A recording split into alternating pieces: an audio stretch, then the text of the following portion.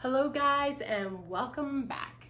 Today I'm going to do a video that I wasn't sure if I was going to do or not, but I decided to go for it. And it is going to be how I first knew that I was pregnant with the twins after IVF. So do you want to know what my first symptoms before I even tested was? I bet if you're trying to get pregnant, you do. If you are, this video is for you.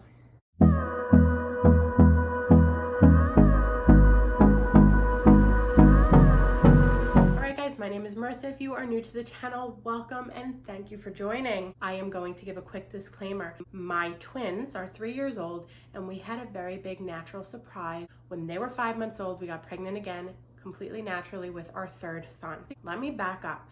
The reason I decided to do this video is because when we were on our journey of trying to conceive the twins, it was a really hard emotional journey for us. Honestly, I felt like the biggest failure, that we couldn't get pregnant and it was my fault. I decided to make this video, one, for hope, because there is hope. If you are in that place where you're trying to get pregnant, there is hope and there is faith.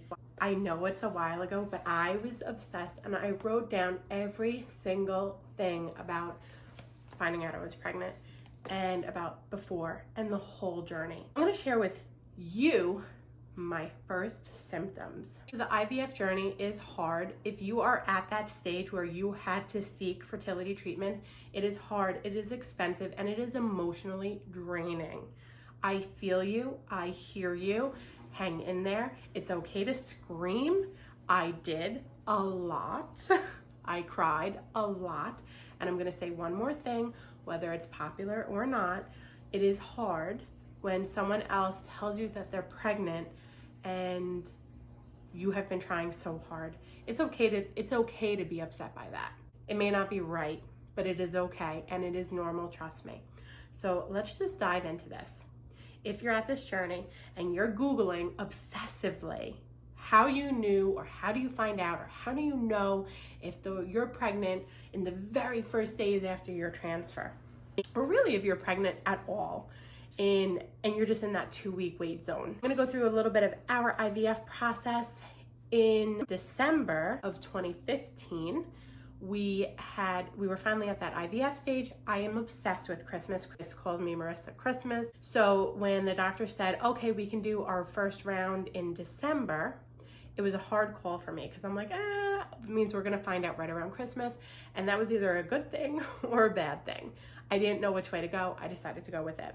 We had 18 eggs retrieved, 10 of those eggs fertilized.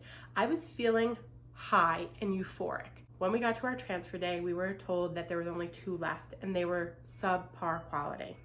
This was a huge blow for me. Not only had I lost those 8 others, which I know sounds a little crazy, but I felt like they were embryos and they were like my children. So to find out that they weren't there was a little bit of a loss for me. And then to hear that there were 2 left and they were subpar really killed me. But we did the transfer on December 18th. Here's a picture of us after the transfer. I actually felt good walking out of the office. I didn't know if this was gonna work, but I just felt good that we took this chance. December 18th was the transfer day. I know that many doctors tell you it's totally okay to go back to resume normal activity. I did not. I actually, and I don't know if this is the right thing to do, but I decided to kind of do a bed rest thing. I just hung out. I stayed on the couch, and I was actually just pretty lazy for a few days. So we had the transfer on 12/18. On 12/20, 2 days after my transfer, I was laying on the couch. My mother-in-law had offered to come over and clean.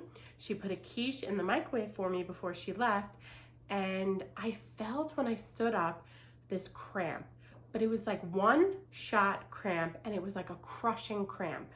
Now, I got pregnant with my second, and I didn't have this. But I had this crushing cramp that kind of made me like crunch over for a second, and I didn't know what it was. Really strange, and I was like, okay. But in my heart, I knew that was it. If you don't get that, it is okay. I didn't have it with my second, and I think it's really rare to have it. I'm gonna tell you a little bit about my subchorionic bleed, and I think that's what caused it. Let's just back up for a second. So on 12/20, I did get that crushing cramp. And then on 12/23, I took a test. Even though the doctors told me not to, I took a test. And I micromanaged and analyzed that test like you wouldn't believe. I put it under a microscope practically. And there was the faintest of faint lines that nobody else could see but me. Now, I may have even been imagining it, but there was some sort of line in my head. So on 12/24, Christmas Eve, I woke up, I took the test, I didn't even look at it. I hopped in the shower and I repeated to myself, have faith in what you know, because I felt like in my heart I knew this had worked. And I got out and there was a line. It was barely visible, but it was more visible than the imaginary invisible line the day before. So I got so excited and I jumped out of the shower and I'm crying hysterically, and I told my husband, and he got up and he looked at the stick and he goes, okay. And I was crushed because I'm like, I don't understand, like what is going on here? And I come to find out later that he did not see the line, and he thought I was just going to be completely let down, that there was no line, and he just didn't see it. So don't always trust your husband. Go with your gut. I sent this test around to my closest friends and I asked them by phone if they could see the line. One of them did, another didn't want to say they did because they were like, you know, Christmas Eve, didn't want to let me down. Biggest symptoms, which is what you're all waiting for. 2 days passed, I had that crushing cramp. On Christmas Eve, which was my first positive with the twins, I was 6 days past and I started to experience, first I was dizzy. When I first woke up, I was dizzy, but I didn't know if that's just because I had heightened my emotions so much about this test and I woke up really early to take it, but I did feel dizzy. Another thing that I felt, I didn't feel exhausted right away, although that came like a ton of bricks, like I couldn't even get out of bed. But the next thing that I had is I smelled everything in intensity. I had to feed the dogs that morning because I woke up first, and the smell of their dog food just almost sent me over the edge. And I was only 6 days past. Another really weird symptom that I had was sore legs and achy feet. Really strange, but I had that probably around 6 to 7 days past. On Christmas, I remember sitting there, we were opening gifts, and I felt like my legs were really sore, and I don't know why. I didn't really get that in my second pregnancy, but I did get it in the first. Obviously, my chest was sore. That's a hard one though, because when you're expecting your period, it could be sore too, but I did have a sore chest. I was incredibly, not just nauseous, I was vomiting.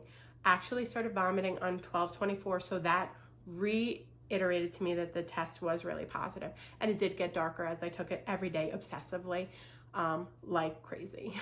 Super bloated. It's really hard to tell when you're after IVF because you're bloated from all those medicines, but I felt extra bloated. I remember putting my Christmas dress on and I literally looked like I was 6 months pregnant. I mean, not really, but I certainly felt like it. I was really bloated and just swollen and blah. I had an intense craving from the week 2 of being pregnant for Gushers, strawberry Gushers. I could eat 10 boxes of them in one sitting, and then I would vomit them all up because I vomited like you have no idea, and it didn't stop until I was 20 weeks. Those are first symptoms that I had finding out I was pregnant. So I just want to talk real quick about a subchorionic bleed and bleeding when you're pregnant. I bled in both of my pregnancies. The second one was much less, but the first one, on 1/9, so January 9th of 2016, I was a couple weeks pregnant and I had gone to the bathroom and there was a lot of bright red blood. I almost died. I'm not kidding. I almost died in the bathroom right then and there. I screamed to Chris. He came running up the stairs and I just was in hysterics. He had to basically carry me to the car to go to the emergency room. A really long time at the emergency room, and they are used to seeing miscarriages, and if anyone's gone through a miscarriage, it is heartbreaking and devastating. And I was trying to mentally prepare after I had seen these 2 beautiful babies on the screen that they might be lost. I was bleeding a lot. I mean, a lot. The doctor basically told me to prepare myself. When they did a cervical exam, my cervix was still closed. They did a sonogram and I had beating heartbeats. And that was the first time I ever heard them. So I just want to tell you ladies, that was a subchorionic bleed. They say it's really rare. I actually had it in both pregnancies with Cameron. It wasn't as bright red. It was still bright red, but it was much less. I mean, it was like spotting. With the twins, it was like a heavy flow for 3 days, and I did not sleep for those 3 days. lo and behold, they are here, happy, healthy, and rambunctious 3-year-olds. That is not the case in everybody. I know that. But if you find out you have a subchorionic bleed, it's not the end of the world, but you do have to take it easy. They did put me on pelvic rest, and I did adhere to it. And I had a very healthy pregnancy. My twins came at 38 weeks, and they had to be evicted. They were 7 pounds, 15 ounces, and 8 pounds. They were big, and they had to come out because I had no room left. I want to end this video on a quick note to say, if you are going through that, trying to conceive part of your life, I am sorry. It is not your fault. It is not your husband's fault. It is not the universe's fault. It's just unfair. It is simply unfair, but it's not the end of the world. And just keep that faith that this will happen for you, even if it takes a really long time. We've had so many friends that had to go through this. And I just want to say, like I said before, it is okay if you're trying to get pregnant and you hear that a friend or a colleague or someone just found out they were pregnant, not to feel instantly happy for them, because it hurt so bad. So when I got pregnant with Cameron, which was a total shock when the twins were 5 months old, my best friend at the time, who is Cameron's godmother, she was trying to get pregnant with IVF. She had a couple failed attempts, and it was very hard for me emotionally, of anybody, to tell her that I knew I was pregnant, because I knew it was going to be a hard pill for her. She was fantastic. And I know it hurt a little bit, but she didn't show it. She gave me a huge hug. She was amazing. She did end up pregnant with a beautiful little boy who is very close to my kids. And so there are happy endings. I'm getting like emotional because I know how hard that journey is for everybody, and it's not the same for everybody, but it is so hard. I'm gonna cry. It is so hard, but just hang in there. I hope it happens for you. Baby dust, and if it doesn't happen for you, there are alternatives of surrogates and an adoption. Don't give up hope. Don't give up hope. I love you all. I'm sorry I'm crying, but the journey to trying to have my kids was a really hard one. Cameron was something that God just sent as a miracle. Hang in there, ladies. I hope this video helped you even a little. And please, if you find out that you're pregnant, share it below so I can give you the biggest congrats in the world. If you just had a baby with IVF, if your baby's 10, congratulations, because it doesn't matter. You still went through that journey and you prevailed, and you have a beautiful bundle of joy, or bundles of joy, to share with the world. Thank you guys. Please, if you like this video, like, comment, and subscribe. Love you all. Mwah. Bye.